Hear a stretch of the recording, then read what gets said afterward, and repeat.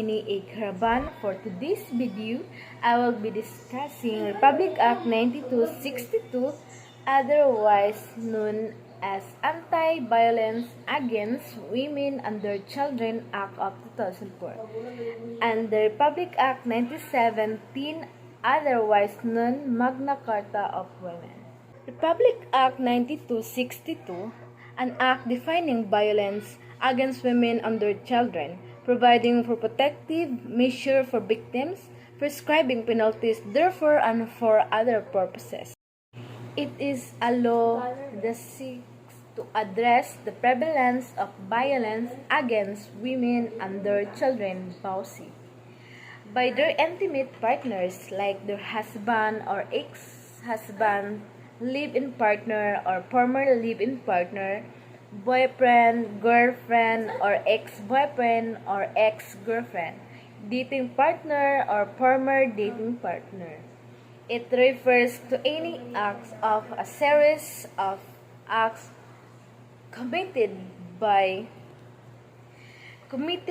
an intimate partner, husband, ex-husband, live-in partner, boyfriend, girlfriend, fiancé, who the woman had sexual dating relationship. This law helps women and their children who experience violence from their husband, ex-husband, or with the past partners.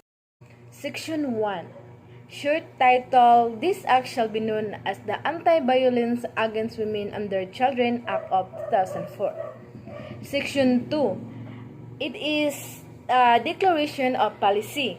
It is hereby declared that the state values the dignity of women and children and guarantees full respect for human rights. The state also recognizes the need to protect the family and its members, particularly women and children, from violence and threat to their personal safety and security. Towards this end, the state shall exert effort to address violence committed against women and their children, in keeping with the fundamental freedom guaranteed under the Constitution and the provision of the Universal Declaration of Human Rights, the Convention on the Elimination of All Forms of Discrimination Against Women and their Children, Convention of the Rights of the Child, and other international human rights instrument which the Philippines is party. Section 3. Definition of terms as used in this act.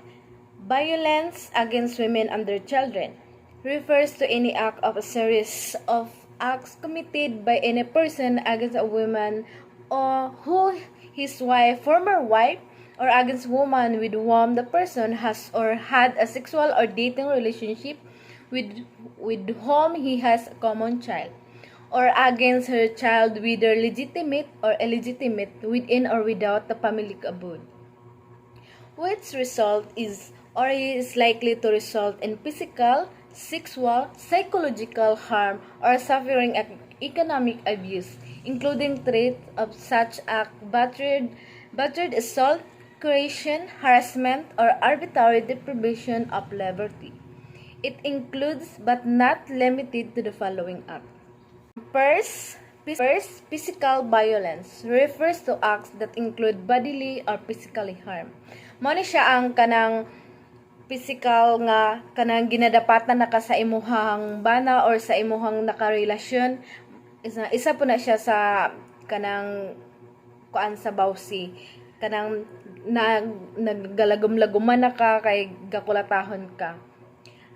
Second, sexual violence refers to an act with a sexual in nature committed against a woman or her child. It includes but is not limited to example, rape, sexual harassment, or act of lasciviousness, treating a woman or her child as a sex object, making demeaning and sexually suggestive remarks, physical attacking the sexual parts of the victim's body, forcing him to watch obscene publication and indecent show, or forcing the woman or her child to do indecent act and or make film, therefore forcing the wife and mistress, lovers, to live in the conjugal home or sleep together in the same room with the abuser.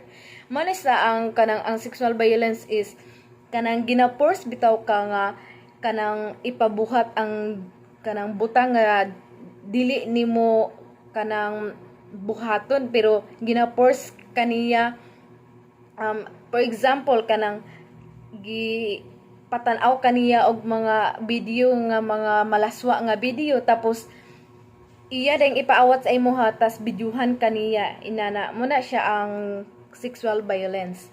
And the third is psychological violence. Refers to an act or omission causing or likely to cause mental or emotional suffering of the victims, such as but not limited to intimidation, harassment, stalking, damages to property, public ridicule or humiliation, repeated verbal abuse, and mental infidelity. It includes causing or allowing the victim to witness the physical, sexual, or psychological abuse of a member of the family to which the victim belongs, or to witness pornography in any form, of to witness abusive injury to pets, or to unlawful or unwanted deprivation of the right to custody and or visitation of common children. Mo ni siya ang kanang kana bitong ginapasakitan kaniya nga kanang mangguba na siya sa imuhang mga property, kanang makakos sa imuha bitog kanang sakit sa imong dughan, kanang sa imong utok, sa mentally or emotionally nga kanang magsuffer na ka. Muna siya ang psychological violence. And the next, economic abuse, refers to an act that make or attempt to make a woman financially dependent, which include but not is limited to following. Example, withdrawal or financial support, or preventing a victim from engaging in any legitimate profession, occupation, business, or activity except the cases wherein the other spouse, partner object on valid, serious, and moral grounds as defined in Article 73 of the Family Code. Deprivation of threat of deprivation of financial resources, and the right to the use and enjoyment of the conjugal community or property owned in common. Mala siya, ang sa economic abuse food is kanang wala na bitaw kay rights nga i-enjoy imong kaugalingon, imong sweldo, imong kaugalingon ng mga property, wala na kay rights bitaw nga i-enjoy kay nagdepende na lang ka sa iyaha kanang ginapugungan bitaw imong mga lihok na kanang depende ra ka sa iyaha bitaw sa iyang plano, gasunod ra ka mo na siya ang sa economic abuse. And the section 4 is construction. This act shall be liberally construed to promote the protection and safety of victims, their children, or violence against their children. Mo na siya ang kanang nag-promote na sa section 4 is kanang nag-construct na muna siya ang na-promote na para sa mga victim nga ibutang sa mga safety nga lugar. Sa section 5 is act of violence against a woman and their children. The crime of violence against women and their children. Example na is causing physical harm to the woman or her child, threatening to cause the woman or her child physical harm, attempting to cause the woman or her child physical harm, placing the woman or her child in fear of imminent physical harm, attempting to compel or compiling the woman or her child to engage in conduct which the woman or her child has the right to desist from, a desired form of conduct with the woman or her child has the right to engage in, or attempting to restrict or restricting the woman or her child freedom of movement or conduct by force of threat or force, physical or other harm, in threat of physical or other harm. So section 6, penalties. The crime of violence against women and their children under section 5 therefore shall be punished according to the following rules. Acts falling under the section 5 constituting attempted, prostrated, or consummated parricide or murder or homicide shall be punished in accordance with the provision of the revised penal code. If this act resulted in mutilation, it shall be punishable in accordance with the revised penal code. Those constituting serious physical injuries shall have the penalty of prison mayor. These constitutionally serious physical injuries punished by arrestor mayor. Muna na sa section 6 is kanang mga penalties sa magbuhat sa iyang hangkuan. Ang penalties dani is maabot siya sa 100,000 pesos but not more than 300,000 pesos under mandatory psychological counseling or psychiatric treatment and shall report compliance to the court. Mag-agi pagyapon siya court pero dili ka basta-basta nga makakuan kung dili i-atras sa imong asawa ang kaso. 7 is venue. Dapat moagi pa siya sa trial court, sa family court, sa regional court where the crimes or any element was committed on option of the complainant.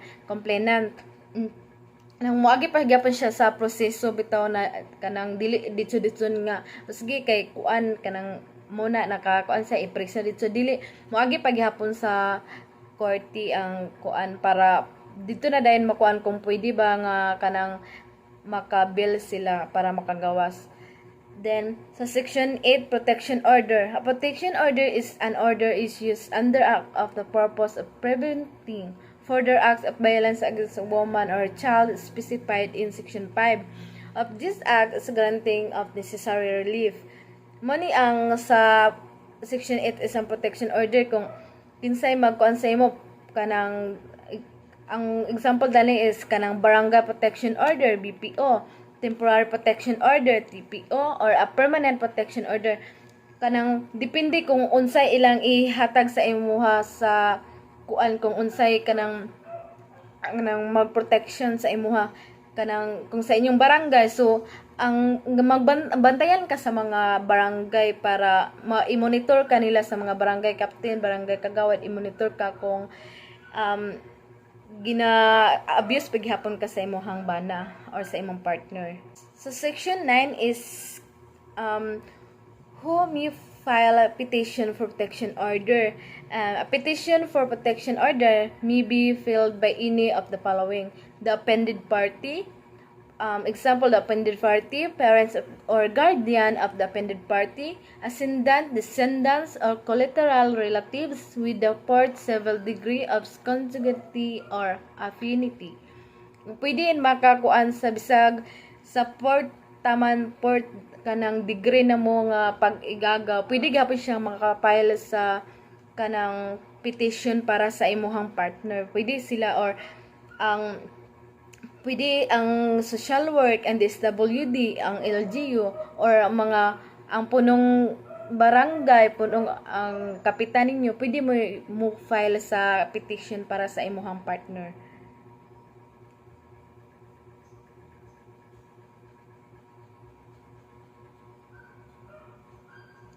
So section 10 is where to apply for a protection order. Ang kaning sa 9262 is taas man siya no, tama siya sa section 50 pero kanang kuan naman gid sila kanang balik-balik na sila ba kay kanang nagabase ra gyapon sila sa section 5. So kanang ako na siyang i-move bitaw tas nay mga example dani na where can the protection order be enforced? So, the temporary protection order and the permanent protection order are enforced anywhere in the Philippines. Kanang asa ka pwede makakuan so bisag asa sa inyong barangay, sa inyong city, sa inyong kuan, pwede ka makapangayag tabang dira. Second is can the barangay official mediate or conciliate? No, dili pwede ang barangay nga siya ang kuan nga kanang wala siya kanang bitong iyang gabutan ang asawa kay balay sa ingana nga sige imo ingana nga dili sila pwede kay kuan man kailangan dapat mangyapon nga ikaw mismo gid ang magkuan.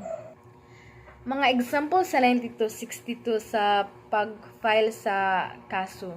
Example, My husband had been cheating on me for over 3 years, now with a various woman. In there a way I can apply vow and filing a case against him? The act of your husband cheating on you have caused you mental and emotional suffering such as may be a ground for the filing a vow case for psychological violence. So, pwede naman siya mapailan kay naman siya dito sa 4 bitaw nga main gid nga unsay kanang karga sa Republic Act 9262. Naman siya na karga man siya sa psychological violence. Next is, my boyfriend has been hurting me every time we fight and even threatened to kill me. Can I file a case against him for vow? Yes, pwede. Pwede ka makapile sa iya kay kanang ang iyang ginabuhat kay physical harm man sa imuha. So pwede nimo siya mapailan og kaso, pero ikaw na magdesisyon kung magdepende na gyapon na sa imuha. Next, my ex-husband has stopped giving me and my daughter support since kanang dugay na. Pwede ba mapailan og kaso? Yes, pwede gyapon mo siya mapailan og kaso kay naama na siya sa economic abuse. Narito nakabutang sa economic abuse nga kanang financially support. So kanang magpalimot-limot bitaw siya kanang nga bisag naa siya kanang hatagon sa imo na siya kanang na siya kanang otrugado bitaw siya nga maghatag pero galimot-limot siya. So pwede naman siya mapailan sa kanang kaso. Nabilong na siya sa economic abuse. And the next is, I have been in an abusive relationship for quite some time. Can I file a case against him considering his abuse was irregular? Yes, pwede gapon siya nimo mapailan og kaso bisag kanang dili ka perminti niya pasakitan kay naman na siya sa physical violence nga nakabar man na siya sa physical violence. Kay kanin gid ang 9262 sa bawsi is kanang bitong katog yung formin gid nga kanang violence kato ang physical violence, sexual violence, o psychological violence daw, economic abuse. Mura gito siya ang ginamin sa ang dani nga Republic Act. Kung kay na naman gid tanan nakarga na tanan ba kay kani man siya nga Republic Act is para ra gid sa babae ug sa anak. Dili pwede nga kanang gikulatan nimo imong bana na pwede imong bana sad makapile sa case. Dili siya pwede kay ang kani ang 9262 is para ra niya sa kanang asawa ug sa anak. Pwede ra dani makapile is ang asawa ra gid ug anak, dili pwede makapile ang bana. And then na po dani sa 9262 kana bitawng nagbulag namo sa imong bana kay pero perminti bitaw gyapon kaniya hinadlukon na nga na patyon ta ka nga pwede ka muduol sa barangay ninyo sa inyuhang barangay kagawad, barangay captain. Pwede ka muduol ito para matagaan kanila protection bitaw within 15 days nga bawal siya mo duol sa imuha or bisan ka na bitaw magsunod-sunuron kaniya, bawal siya. Pwede siya nga kanang within 30 meters pwede siya kanang ma-precious kung dili gyapon siya gaundang sa ingana. Pwede siya makuan kay kanang within 15 days gina siya ang barangay ga-monitor sa imuha kung muduol lang ka sa ilaha. Let's proceed to Republic Act number 9710, the Magna Carta of Women. The Magna Carta of Women, MCW, is a comprehensive women human right law that seeks to eliminate discrimination through the recognition, protection, fulfillment, and promotion of the rights of Filipino women, especially those belonging in the marginalized sector in the society. It conveys a framework of rights for women based and directly on international law. Mani sa ang Magna Carta is kanabitong ga-discriminate ka pag abot nimo sa lain lugar, i-discriminate ka kanang especially katong naa sa mga abroad na sa lain na kanang country nga i-discriminate. So naatay right para kanang natay protection kay bali nga kanang dili na ta nila basta-basta ma-discriminate. Section 1, short title, this act shall be known as the Magna Carta of Women. Section 2, declaration of policy, recognized that the economic, political, and sociocultural realities affect women's current condition. The state affirmed the role of women in nation building and ensured the substantive equality of women and men. It shall promote empowerment of women and pursue equal opportunities for women and men and ensure equal access to resources and to development result and outcome. Muna siya, ang sa section 2 is nagdeklara ang policy nga kanang equal na ang babae ug ang lalaki. Sa bisan unsa bitaw kay sa una, di ba, ang i-discriminate ang mga babae kay dili kaya nila magtrabaho para sa ilang kaugalingon kay nauna ang dapat ang babae is naragid sa balay. So dire sa Magna Carta is ilang gideklara nga equal na ang babae ug lalaki sa mga resources. Kung unsay kaya sa lalaki, kaya pod sa babae nga magtrabaho. Inana bitaw. Sa section 3, Principle of Human Rights of Women. Human rights are universal and alienable of people in the world of entitled to them. The University of Human Rights is encompassed in the words of Article 1 of the Universal Declaration of Human Rights, which state that all human beings are free and equal in dignity and rights. Human rights are invisible. Human rights are inherent to the dignity of every human being, whether they relate to civil, culture, economic, political, or social issue. Human rights are interdependent and interrelated. The fulfillment of one right often depends wholly or in part upon the fulfillment of others. All individuals are equal as human beings or virtue of the inherent dignity of each human person. Muna siya ang kanang human rights of women, kanang nanay. No one therefore should suffer discrimination of the basis of ethnicity, gender, age, language, sexual orientation, race, color, religion, political or other opinion, national, social or geographical origin, disability, property, birth, or other status established by human rights standards. Muna sa section 3 is kanang ilang gideklara na nila ang human rights sa tanan bitaw na wala na discrimination sa babae ug lalaki kung unsa imong relihiyon, unsa imong color, pila imong edad na kuan, wala na discrimination. Mo ni siya ang kanang atong rights para sa tanan na ni siya. Chapter 2 of Magna Carta, Definition of Terms.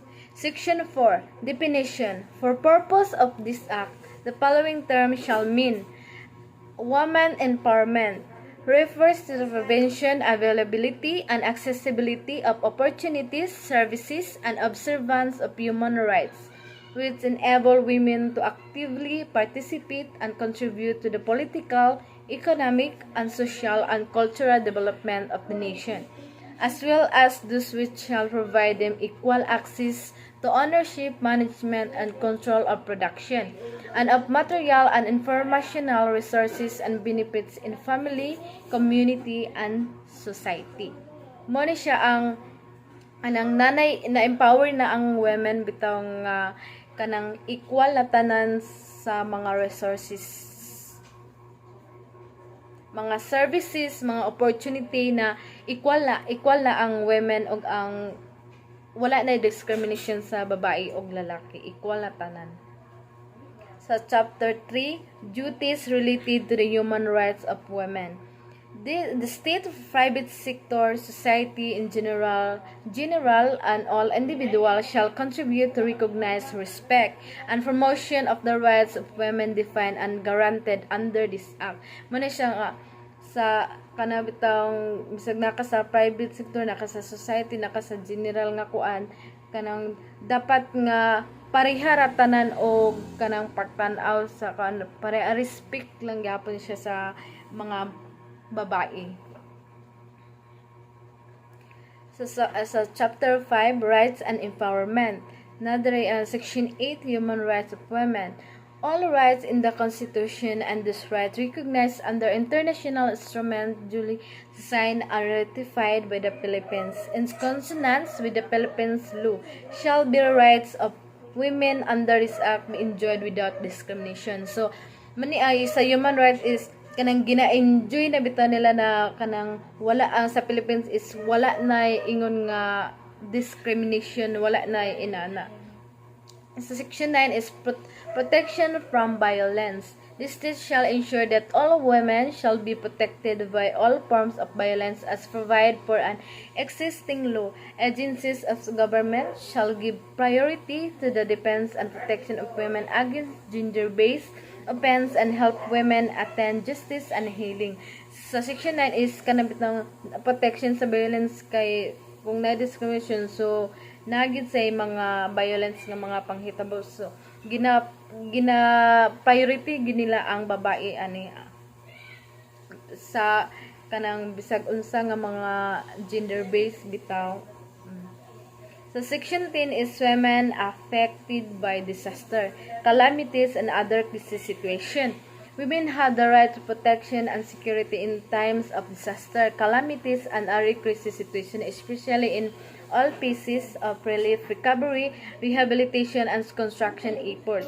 The state shall provide for an immediate humanitarian assistance, allocation of resources, and early resettlement, and necessary. It shall also address the particular needs of women from a gender perspective to ensure their full protection of sexual exploitation. Naadari na kabutang is kanang nasa disaster sa mga calamities, sa mga crisis nga sitwasyon. So kuan ginila ang protection sa babae kay di ba kung naatas sa kuan, example kanang kung naay bagyo niya moagto ta dito sa kanang area nga grounded kaayo, so kanang ilaging gi-prioritize ang babae nga naay siya kanang kaugalingon nga dili siya mabastos sa uban. Ilan na siyang gikuan mga protection na og sa kanasang mga sa situation shall include the provision of services such as psychological support, livelihood support, educational, psychological health, and comprehensive health services, include protection during pregnancy. Ila sang gikuan dani is kanang mga livelihood support sa babae or sa kanang bitaw mag-eskwela sa in situ inana natagaan nila livelihood, tagaan nila education katong mga wala kayo kulang sa kaalaman bitaw, so tagaan nila og kanang rights nga maka-eskwela sa sakto or kanang naanay rights ang babae na kanang sa health nila o sa mga health services. So during sa example kanang buros ka, so nakay rights nga mag-alto dito sa center nga libre ka, nakay rights nga magpa-check up dito kay naama na siya sa women affected disaster na naama siya did na bilong. Sa Section 12 is equal treatment before the law. The state shall take steps to review and when necessary amend and or repeal existing law that are discriminatory to women within 3 years from the effective of this act. So mo ni siya ang ginakuan nila permanente bitaw nga kanang dapat nga bisag wala pay kuan dapat equal na ang pagtrato sa kuan bisag walay balaod, bisag wala pa naabot ang balaod ta equal na ang pagtrato sa tanan. Section 13 equal access and elimination of discrimination in education, scholarship and training. Mo ni siya ang gikuan nga kanabtang equal ang tanan nga maka-eskwela, makakuha og kanang makakuha scholarship, mababae ka man malalaki, mabayot o matumboy nga equal ang maka-access ka na nga butang equal mo tanan sa scholarship nga about sa education. Sa Section 18 pod is special benefits for women. Kanang babae na mag-leave ka sa mag-leave ka sa imong trabaho sa 2 months ana is bisag wala ka ng trabaho pero sa 2 months ana is naa kay polping sweldo muna siya nana siya sa balaod na kabutang sa section 18. Bisan pag kana bitawng 6 months ka nag-leave pero sa 2 months ana is naa kay sweldo, sa 4 months wala na pero sa 2 months na pa. Section 19. Equal rights in all matters relating to marriage and family relation. The state shall take all appropriate measures to eliminate discrimination against women in all matters relating to marriage and family relation and shall ensure the same right to enter into a live marriage or common law relationship referred to under the family code without prejudice to personal religion beliefs. Equal, walay bitaw ka ng kung magpakasal ka diya sa kuan lain nga relihiyon, ikaw diri ka nga relihiyon siya, dapat nga equal bitaw, wala gyapon nga magdepende na sa imuha. Chapter 5. Rights and Empowerment of Marginalized Sector. Women in marginalized sectors are hereby guaranteed all civil, political, social, and economic rights, recognized, promoted, and protected under existing law including but not limited to the Indigenous Peoples' Rights Act, the Urban Development and Housing Act, the Comprehensive Agrarian Reform Law, the Fisheries Code, the Labor Code, the Migrant Worker Act, the Solo Parents Welfare Act, and the Social Reform and Poverty Alleviation Act. Section 20. Food Security and Production Resources. The state recognizes and contribution of women to food production and shall ensure its sustainability and sufficiency with active participants of women. Toward this end, the state shall guarantee at all times the availability in the market of safe and healthy giving food to satisfy dietary needs of the population, giving particular attention to the specific needs of poor girls, children, and marginalized women, especially pregnant and lactating mothers and their young children. To further address this, the state shall ensure. Section 24. Rights to Education and Training. The state shall ensure the following. Women migrant workers have the opportunity to undergo skill training if they so desire before taking on a foreign job and possible retraining upon return to the country. Muna siya ang kanapitang before ka mag-abroad, di ba, kung magto ka kuan abroad ka, dapat pa lang sa Manila dan is nag-eskwela na kag pila ka bulan para makabalo kag unsay ilahang kanang abilidad dito sa ilahang inistoryahan para makasabot ka, para wala na chance bitaw nga pag-abot na dito nga nagkapa-kapa ka, di ka kabalog sa na ilang ipang istorya sa imo, dili ka makasabot. So nanay kay kuan nga dili, nanay possible nga dili na kaibalik diri sa country, makapaday na kasi trabaho dito. The second is gender sensitive training and seminar. Dapat moagi kag kanang kuan mga seminars sa before ka nga mo agto sa lain nga nasod. 3 is equal opportunities in scholarship based on merit and fitness, especially to those interested in research and development aimed towards women-friendly farm technology. Equal opportunity nga kanang dapat pariha og kanang nakuha sa scholarship, dili kay bisan pag unsay imuhang kuan dira sa imuhang kaugalingon dapat nga equal mo Section 26. Right to information. Access to information regarding policies on women, including programs, project, and funding outlay that affect them shall be ensured.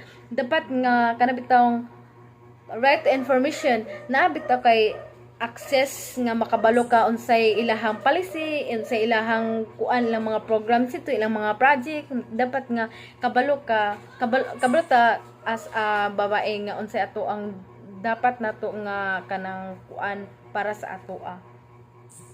Section 27. Section 27. Social protection.